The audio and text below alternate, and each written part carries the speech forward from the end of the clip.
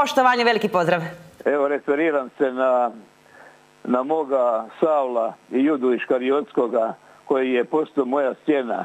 Moram kazati da vaš kum, što je žalosno, je izdao vašeg oca. On je radio, Štedl je radio za UDBU, a nigdje ljudi ne znaju da se UDBA obračunavala sama između sebe.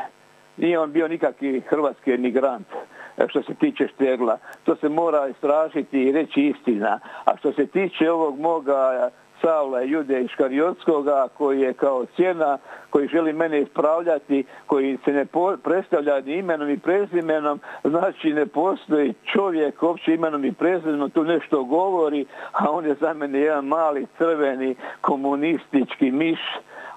Reću da Nikola Štedl je primio priznanje poslije, znači, što se desilo sa vašim ocom, primio je priznanje od komunista. Zašto vi to ne, zašto taj mali miš ne istraži, zašto je Nikola Štedl, takav jedan častan hrvatski emigrant, primio od bivših partizana i komunista preobučenih priznanje i odlikovanje?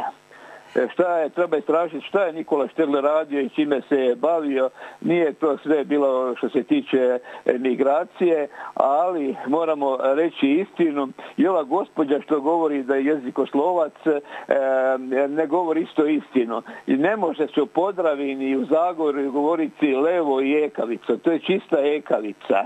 I to nije istina, štokalski, ikavski i tako dalje. Ima tu u našem jezičnom govoru puno primjesa i puno ima ono što nije hrvatski jezik.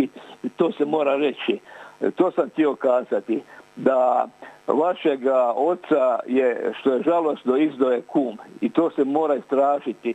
Vaš kum je radio kad je došao za Franju Tuđmana, za Josipa Manolića, Perkovića, Zdravka Mustaća, Mesića, i vaš otac je došao boriti u Hrvatsku pod kodnim imenom da nitko ne zna, znači imao je papire na drugo ime, ali ga je Štedl se ulizao toj kliki i izdao da je to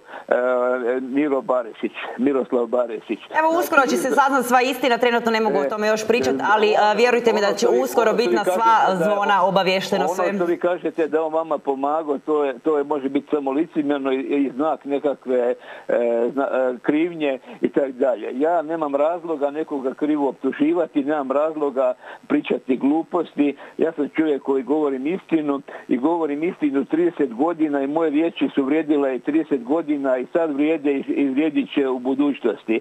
Znači, da se vratimo na to odlikovanje gdje je pečat svega, da je Štedla odlikovala Kolinda Grabar-Kitarović, koja je čista partizanska obitelj.